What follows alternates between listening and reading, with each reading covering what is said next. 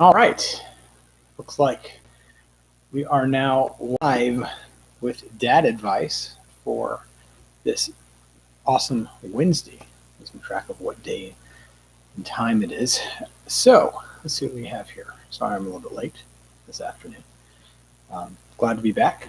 And we'll start with a quick reminder that everything I'm offering here is just my opinion, my advice, and that you should take opinions and advice from all over the place and then make your own decision about things.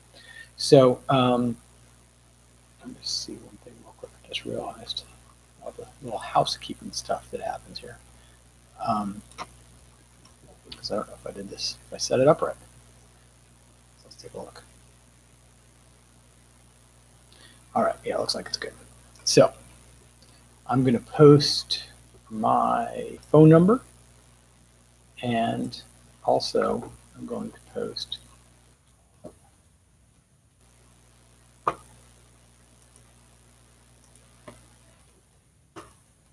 right, so there's my phone number, and also I'm now live streaming on YouTube, so people can, I guess people they can't really find me, but they'll be able to find me on YouTube.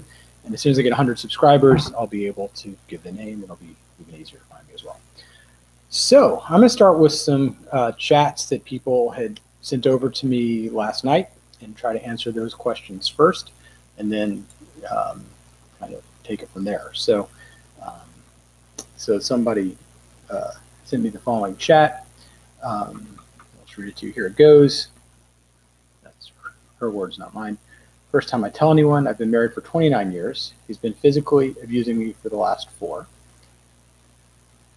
At that time, I found out he has a serious porn addiction that I was unaware of. I'm broken spirited. He took my self-esteem and confidence. He took it all from me. Why can't I leave? So, and we're both 47. So look, I'm going to answer like the why can't I piece in some way that makes sense to me, and maybe it'll make sense to you too. The first thing I would say is if you're in an abusive physical relationship, you have to leave. There's no other option. You have to leave. And it doesn't mean you can't work on things and figure things out maybe and come back when it's no longer an abusive physical space. But if there's abuse going on, to me, that's like the line that once it's crossed, it's over. There's no relationship without respect, and anybody who hurts you, and that can also be emotionally in a way, but for sure physical is easy to see, then that's not a person you're actually in a relationship with anyway, so you just have to physically distance. So the reason it's hard to leave a relationship, I think, is because we're addicted to that person. The addiction can come from a lot of different ways and a lot of different reasons. And as I kind of mentioned back via text there, one thing that it can often be when we're willing to stay in a relationship that isn't healthy for us, it's because we don't really think we matter. And so what happens is that we become somewhat codependent on the other person. So in general, a relationship is a kind of symbiotic relationship. You give, they give, and they're giving things to each other. The problem is when you give over yourself to somebody else, right? When there's nothing left of you, then you've gone too far in the relationship. So the relationship needs to be two people coming together, two whole people coming together and having a relationship. But it's all in a codependent relationship. What happens is that we're living vicariously through the other person. So, and that's just something in your text there kind of, spoke to codependency, and I just wanted to share that idea. There's a book called Codependent No More. If it's reflective for any of you guys in terms of your own relationships, I'd highly recommend that book. That's where you see the good guy syndrome that people talk about, right? Where the guy's like, I'm such a nice guy. Why aren't people nice back to me? So that's a codependent attitude.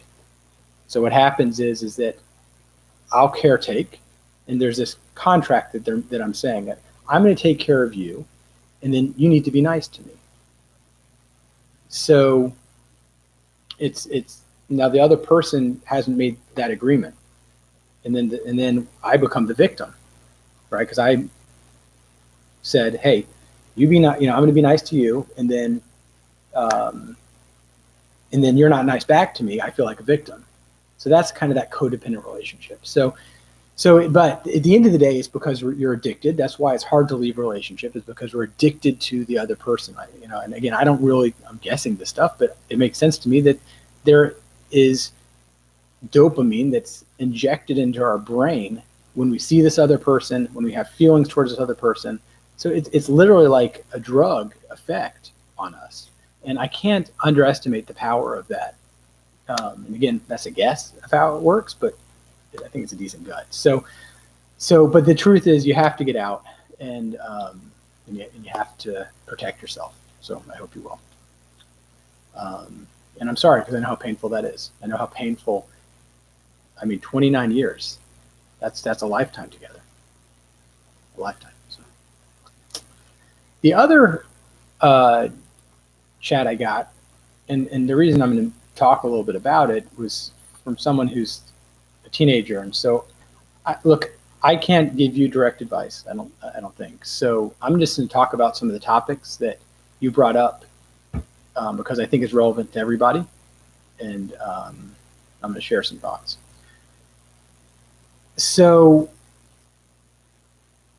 in the connection between both of these, that were people mentioning porn and porn addiction, and I do think it's, just from an advice perspective, I think addiction is a point where something gets in your way, and it could be that this gentleman who was married to the woman that was abusive had a porn addiction.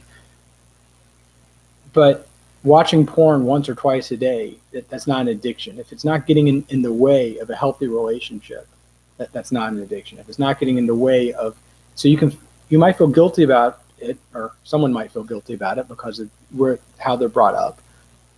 But if it's not impacting your life in terms of there are things you're not getting done, or things that people getting hurt by it, to me, that's not an addiction. And also, I would say that all of this curiosity, is normal. Curiosity is normal. See, I don't really know how to approach this, to be honest with you, just because I can only just give general advice. So, but I do think everything you're dealing with is normal, and things, I think, when we're younger, can be confusing sometimes. And you'll gain clarity as time passes. So I wish you well on that journey. And I know you're going to be strong. I can see it in what you wrote, that this is, just back to you directly, that you're going to be an amazing kid. So keep doing you. Don't be too hard on yourself, and it's going to be awesome. So, all right.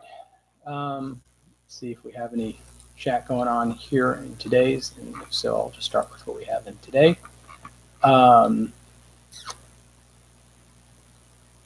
Let me just throw out real quick, if any of you who are watching now, the more detail you can give me, the better I can speak to something. So sometimes people ask some really good questions, but there's so many different ways I can go with things that it makes it a little difficult for me to take it in a specific direction. So please just give detail, and I'll try to talk to some of the more global issues as well as the specific ones. I'm going to start with a dad joke. I asked my daughter to give me some dad jokes, because everybody likes dad jokes. And frankly, we need more humor in our life. Life is too serious, for me at least, maybe not for you, but for me it is. So I will share the dad joke. Where'd you put it? Where'd I put the dad jokes? I got to find my dad jokes. Oh, here we go. Ready? What do you call someone with no body and no nose? Nobody knows. That's cute.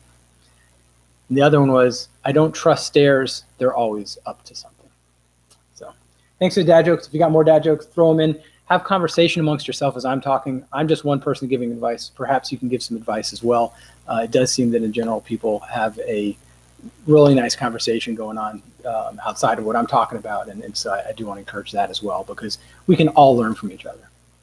So let's just start with this reminder that we don't hear it every day, but I think it's such an important thing, is that you're beautiful. And my sister said, by the way, well, Josh, what's this you're beautiful thing? I want you to just see how beautiful you are. And she's like, it's cliche, beautiful is cliche. And I get that. But I want you to see that underneath everything, inside yourself, there's just this beautiful self.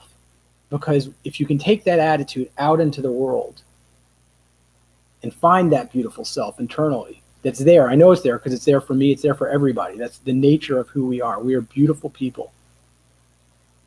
It'll excel your happiness and just, enjoyment of the world.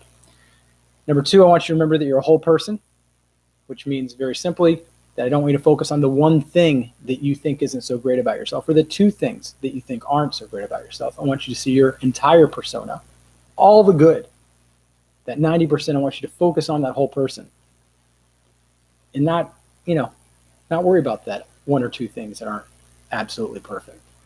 Because if you see yourself as a whole person, you're going to have more confidence and you're going to, again, march through life with a different perspective. And finally, I want you to know that you can do anything in the world that you want. So with that, let's go to some questions and see what we got. What advice do you have on choosing a college major / job? I feel lost. I don't know what to do with my life. So that's a tough question. It helps you. I don't know what to do with my life either. Probably doesn't help you. But at least you can know it's a good question. It's a fair question. It's a question that we ask ourselves, I think, multiple times in our life. And obviously, a career is a big part of that. So I would ask yourself, take a moment, sit down, maybe journal a little bit, and ask yourself, what do you enjoy doing? That's number one. So, and then number two, I'd ask, how important is money to me? Because those are the two things when it comes to a career you have to think about. Because there are some things you might enjoy doing that don't make any money. And there are other things that you won't enjoy doing, but do make money. So, and then the goal is to find something that you enjoy doing that makes money, right? So that's the goal for us. I would say try, if you don't at all know what you want to do, try to find a major that's flexible enough that you can take in multiple directions as you learn kind of what you want to do. I'd also say that if you can find some major that forces you into a career, it can sometimes be helpful. So an example would be, computer science. If you're at all interested in something like that, it's a skill. It's like a plumber, right? Plumber, they can plumb. An electrician, whereas philosophy, what does a philosopher do with their life, right? Or a history major or something like that, which is a little more foundational that you can build on that, right? You can go for a master's in, something else and maybe teach or something, but it's less tangible. So I just encourage finding those majors. If you really have no idea what you want to do, try to maybe push yourself in something that's more functional. Okay.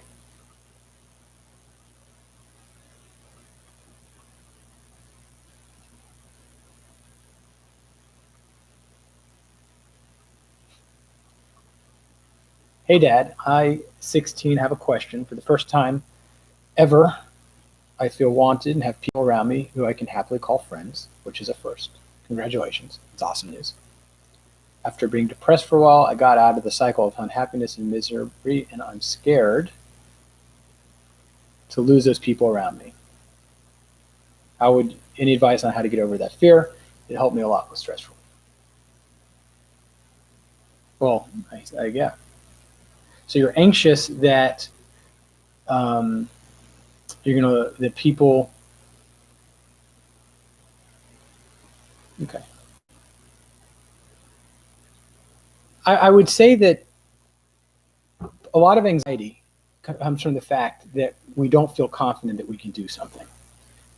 And the nice thing is that once you can establish that confidence and you can look at yourself and say, I can do this, we're not so anxious about it. So I think in your case, to me that's kind of clear. You can do it. You have done it. You have positioned yourself with a friend group. So that which you used to be afraid that you couldn't do, you've now proven to yourself that you can do. So maybe by just recognizing that, taking a moment and reflecting on the fact that you are capable of making a friend group. So that means even if you do lose that friend group, you'll make another one. And if you lose that one, you'll do it again because you know how to do it. And the proof is because you've already done it. So I don't know if that's helpful, but that would be my thought. And the truth is, I do another attitude here, which is that I think we often view the world through a place of, what's the word? That there's not enough. But the truth of the matter is that whatever we want is out there, and we just have to go out there and grab it. So if that means friends, there's so many people searching for friendships that all we have to do is make the effort to put ourselves in certain environments, to make ourselves vulnerable when we're talking to people, so they will be vulnerable back and we can have friendship as opposed to acquaintances. So especially when it comes to making friends, and as you go out into the world, it's a little harder in a high school environment where there really is just whoever you're stuck with. But if you can get a car or you have the flexibility to kind of reach out to communities of, that's the best place to find friends or like-minded people, right? I mean, that's the cool thing about the internet is that you can go on Reddit and Discord and all these other awesome places where there are communities of really obscure topics that you can become friendly with. They don't have to necessarily be physically with you, but that's an amazing thing that 30 years ago didn't really exist. And then as you become a little bit older, college and beyond, you got meetup groups and all kinds of opportunities to kind of go and find your tribe. And I think that's an important thing for all of us to remember is we have to first figure out what tribe we belong to, our tribes, where are our interests, where do we want to find our people? Because there always are people. There's so many people in the world. We lose sight of how big of a world it is sometimes because we're so focused on ourselves. So that'd be the other thing that I put out there is the older you get, I will say in a way, the harder it is to make friends once you leave college because it's about doing things with other people and making that a priority. But at the same time, the easier it is because there's so many people that are looking for friendships. Everybody is. Everybody wants to connect. That's the cool thing about people and connection. People just want to have other people pay attention to them, listen to them, and you can be that person for them, and they'll be that person for you. Cool. It's gonna be great. Life's gonna be great.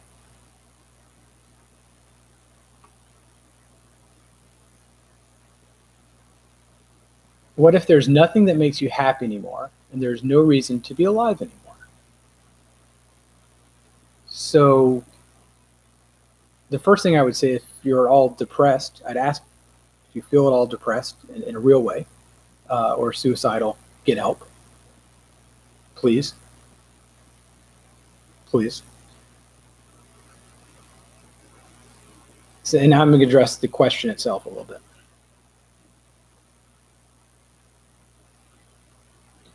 I think sometimes we get so stuck in where we are that we can't see the bigger picture.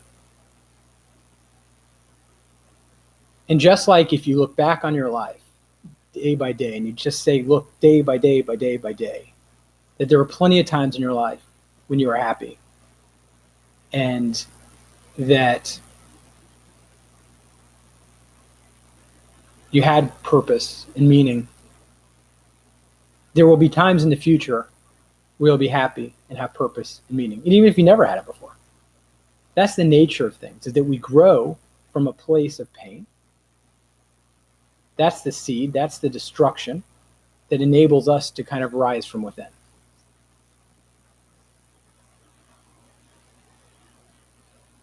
So, and I found that myself. Life ebbs and flows and ebbs and flows, and sometimes it seems rather bleak. And we get so stuck in our heads, so stuck in that place where we are right now, that we can't see the broader picture. So that's my advice. And really something like that. And there's two questions here. The thing that throws me in a certain direction is that there's no reason to be alive anymore. That to me is concerning. You should talk to someone about that. They can give better answers than me. Therapist. And take advantage of all the mental health resources that are out there, and realize that there are all kinds of options, and I hope you'll avail yourself to them. Okay.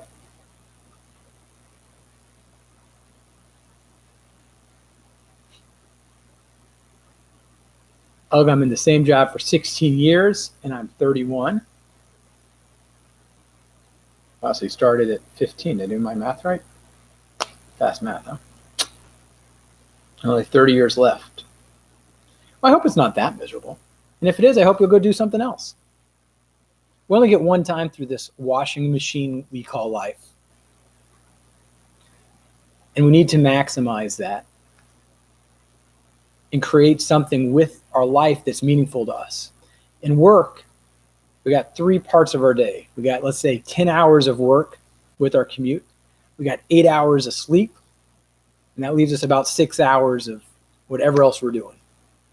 But the point is that 10 hours of your day, if you're really not happy, find something. And again, it doesn't have to be today or tomorrow, but set yourself a 3-year plan and say, in 3 years, I'm going to be doing something 10 hours a day that I enjoy doing. That's the goal. And then figure out what are those steps to get you to that goal and do it. Best, worst life decisions you've made.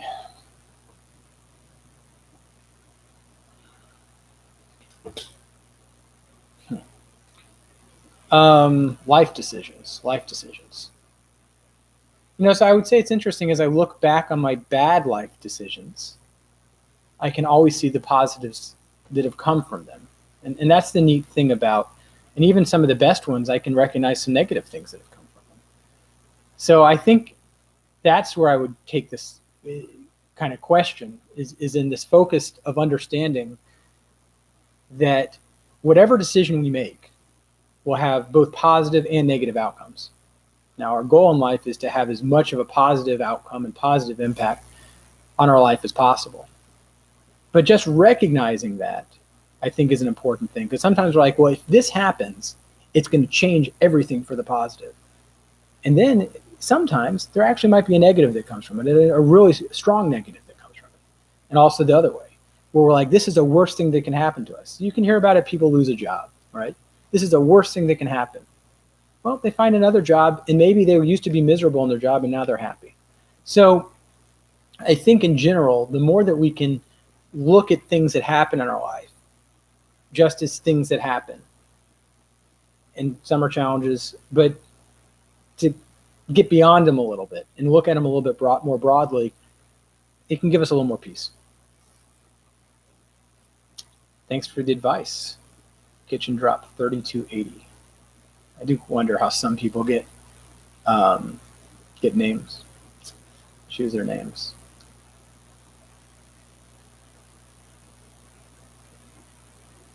Can I date your daughter? You'd have to ask my daughter.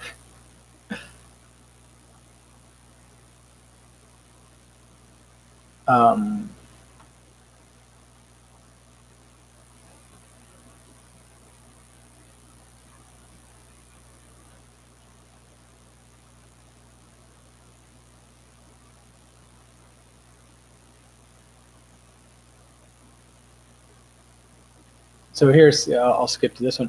As a streamer that recently got 76,000 views on your stream, what do you tell your daughter about how little likes and attention from social media really matter? I tell her 2 things. I tell her that it really feels good, but it really doesn't matter. I think those are both honest. And that's, I think, what I've told her. I think we have to own when things feel good to us and they feel like a success. I think it's important for us to own that. But I also think it's also important for her to recognize that at the end of the day, it absolutely doesn't matter. And And if I don't have that, I can't allow it to impact my happiness, right? So I have to be happy with, and honestly, this is, I come back every day, and my goal is to improve 10 people's lives a day. That's my whole goal. I have no other goal than that. Does it feel amazing to think like, oh my gosh, like 76,000 people stopped by? Which another way to look at that, by the way, is that like 73,000 people watched the stream and said, it's not for me, right? So, because only, let's say it, the way I kind of see it is I look at and ask the question, for 10 minutes, how many people are around? Right. And I think the other day it was like 3,000 people. That means, 73,000 people stopped by and they're like, this sucks. Right. So, but the point is that really the attitude I'm taking with this is that if I can help 10 people a day change their life fundamentally, then that's worth it to me. I mean, I have no other way to do that in my life. And that's easy. It's just easy. I sit down on my computer and I do it. So, but I do think it's important for all of us to recognize that the approval has to come from within, ultimately, and we have to be comfortable in our own skin. Okay. How do I fix my fridge? Depends what's wrong with your fridge. Add details to the question, and I'll be happy to chat about things. Can you please be the next president of the U.S.? Yeah, I don't know that I do very well on the, how would you say it? That's just not, that wouldn't be my skill set. But thank you. Look, honestly, I think we would all agree that we would just like somebody who can kind of maybe think through their heart a little bit is president. Interesting kitchen drop. Thank you. I didn't realize that there was like a kitchen drop 3279. It's like, anyway. Okay. I got yelled at today for a reason that I had nothing to do with. Doesn't that feel horrible when someone yells at you? Let's take a minute to talk about people yelling at us. And recognizing that it's not about you. Because I think we take things so personally in life because we're all coming from this perspective of me. We're ego first. We're all ego first people. That's just the nature of how we approach the world. The world surrounds us, right? If you kind of view yourself in the world, actually I just did that and I was like, yeah, the whole world starts here and it goes out to wherever it goes, to the whole universe, but it all kind of comes back to right here. And I think each of us do that, right? So it makes sense that we would see if someone's yelling at us that we'll take it personally. When the reality is that it's really about the person. It's about that person's choice to react to us in a certain way. And the proof is that there are certain people, that'll yell at us when we have nothing to do with it. So their yelling is about, that shows that their yelling is about themselves, even if it's something that we think that maybe we did have something to do with. Their reaction is due to their perspective. So I just think it's such an important thing to, it's pretty cool that you can recognize that, hey, this wasn't about me. This was about that guy, and not take it personally. That's awesome. What if you care too much about money and don't care about anything else and don't even spend the money? So money's an addiction, right? Because you're saying that, well, there's two things. To me, that's about safety, right? And so in a case like that, I would look back to my childhood and say, what is it about money? What does money represent to me? This is how I'd approach it. What does money represent to me? And I think my gut is for you, it probably is representing safety, which is why you don't want to spend it. I don't think it's that, right? People use money for different things. For some, it's so they can buy things to show their status symbol. For others, it's security. For others, I'm not sure what else money does besides those two things offhand, but those are the two big ones, let's say. It doesn't sound like to me that you're using it for status because you don't want to spend it. So what it leaves me with is security. So what it says is that there's something about your childhood, probably, where money became associated with security, and that there's an opportunity now for you to ask yourself. And this is where I journal, and I'd say, literally, I just write down, what is it about money that it offers me? That'd be the first question. And it's going to say, and for me, it's, I know what it is. For me, it's security. Security, okay. And then I keep talking to myself, writing questions and then answers, and digging deeper and deeper, because that's how you can get deeper in a thought, is you keep questioning the previous thought.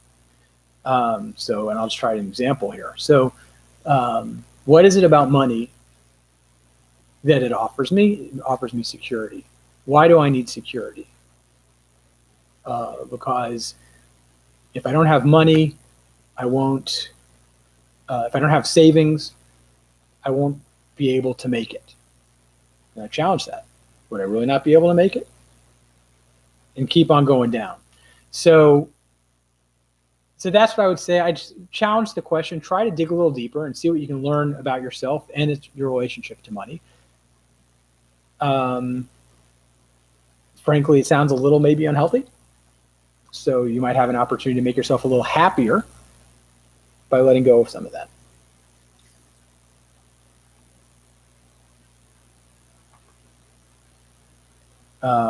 Let's see. I'm trying to understand why. It's easier said than done. Find something you love. This means it's hard to find something you love. It's such a blanket statement. The vast majority of people will never reach true happiness. Life is rough. It doesn't matter who you are. No one is truly happy.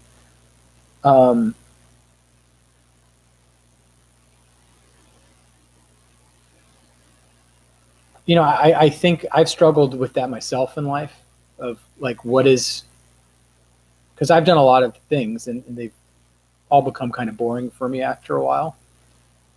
And so I get in a rut where like nothing's all that interesting. But then I kind of typically can find something that I can latch on to. For me, honestly, most of my life, it's been seeking and digging into myself, which I find myself to be an endless knot of wonder. Very complicated.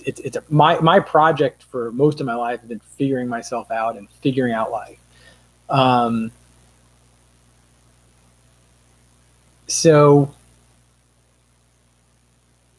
I am reflective of what you're saying, that it's easier said than done. And it takes, I think, a lot of time and a lot of thinking. But sometimes there are things that we can just point to and say, yeah, I love doing this. And that's what gives you flow. I mean, there's certain things that in your life give you flow, I'm sure. And if you can kind of step back from those, you can say, okay, well, this is what I should be doing more of, because I'm going into flow. It's aligning with who I am. I do agree that the vast majority of people will never reach true happiness, and life is rough. I agree with all those statements. But I do believe that it's there if we choose it and we're willing to work for it. I believe it's there. That's been somewhat of my experience. And it's about mental shifts. It's about creating a certain mind space and kind of fixing ourselves. I look at it like working on a car, is we're working on our mind. And then aligning your world to be smooth, which means getting rid of the parts that are in your life that don't really work, pushing them away, and just leaving that core of 5, 6, 7 things that make you feel fulfilled in the world. Does that make sense?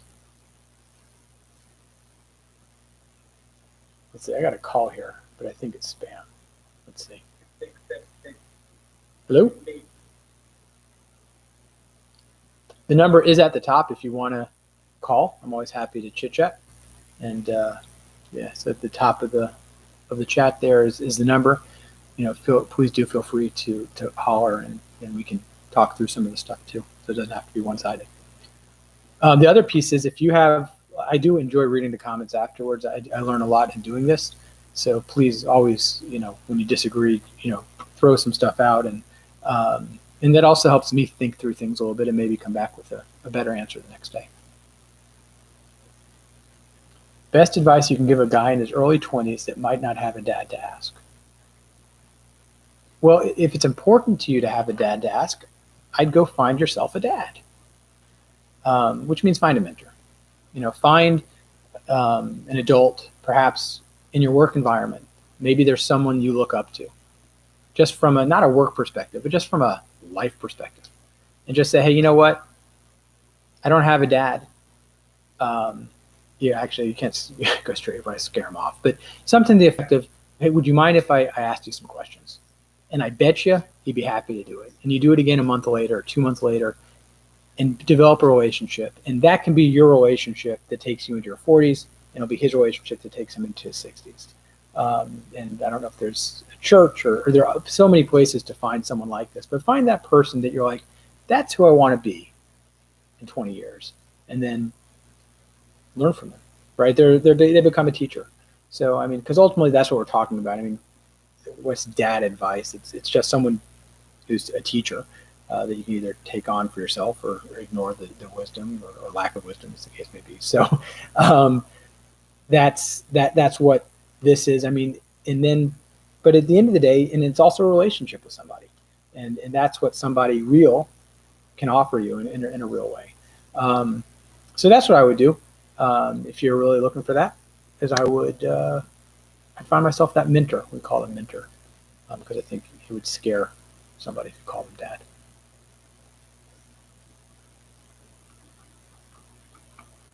Okay. As no one is asking, I'd like to ask one more thing. How do you get over someone you've given your all because you like them romantically, and they just left you in the dark as a reserve or one-way street for conversations and feelings? Let me see if I can understand this again. How do you get over someone you've given your all because you like? So the first question I understand, how do you get over someone that you've been involved with romantically and you gave your all and then they left?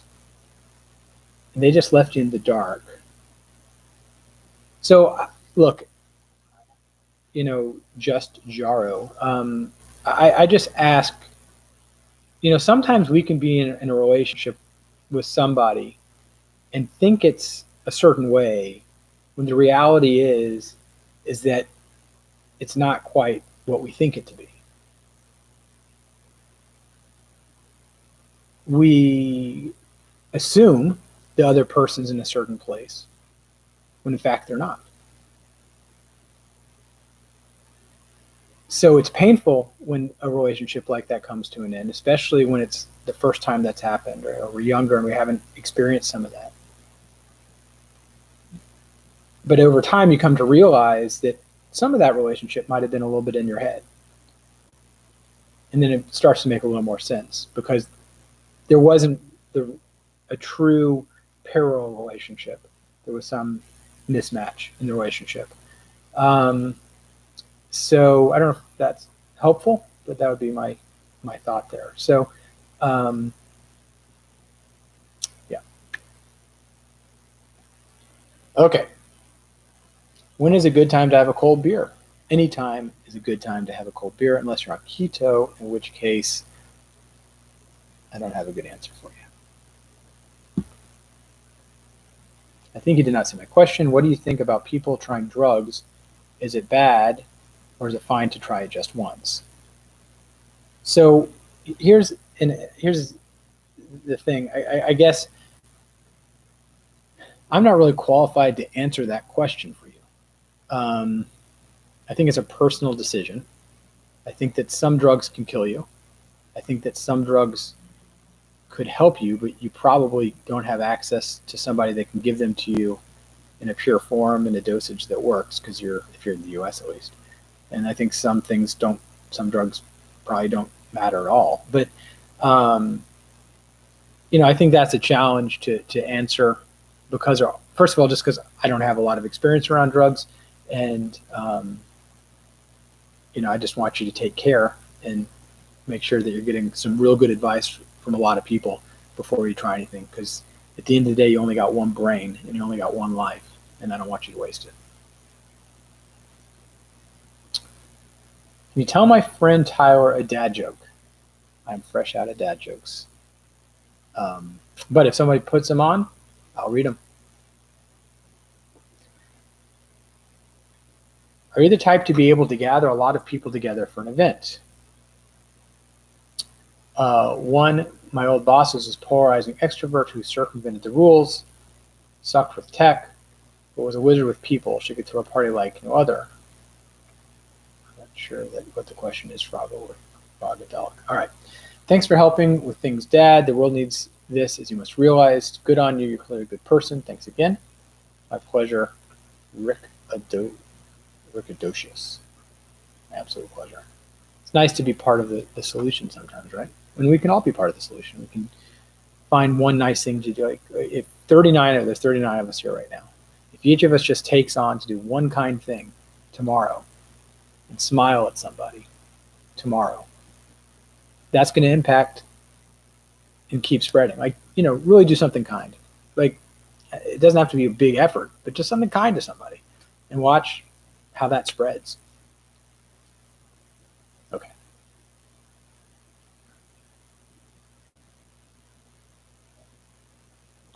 I do see that we're getting to the end of the time, so we got about 3 minutes left.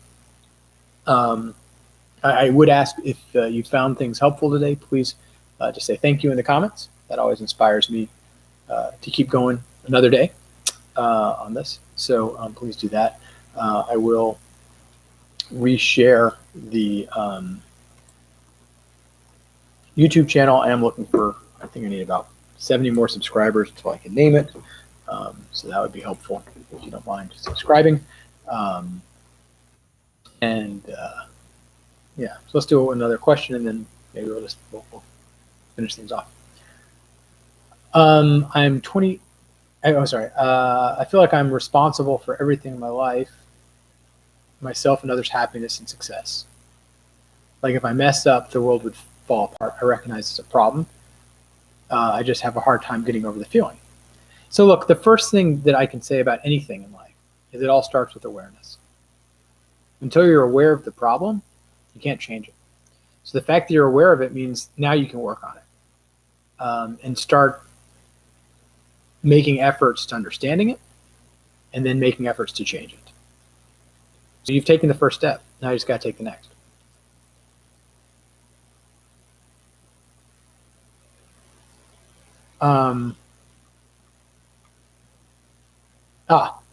There's a continued part to this question.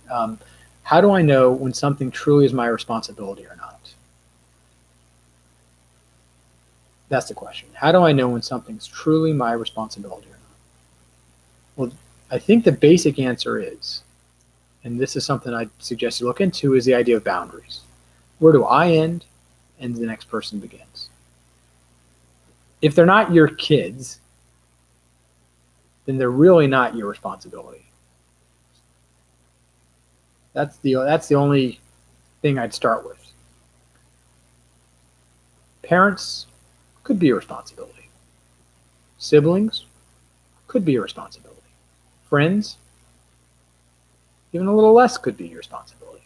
So, but at least looking at it from that perspective of I'm first responsible for myself. And that's where I'll take this for a minute and then we'll wrap things up. Actually, I don't even know if I have time to finish it today. But the first thing I want you to understand is that you need to first take responsibility for yourself and for your own needs and your own happiness. Once your cup is full, you can share it with others. But until you get to that point where you're satiated, then you got nothing to give. It'll just make you bitter. In the long run, it doesn't help society and it doesn't help you. So find that way to turn within and then take it from there. So 30 seconds left. Just a reminder, because we all need the reminder, myself included, that you are beautiful. You're a whole person and you can do anything that you want in the world. So go do it. So that's it for today. Thank you for joining me. I'm sorry if I didn't get to everyone's questions, but I will try my best to continue on down the path tomorrow. And I think that's where we'll end things for today. Be well. Have a great night.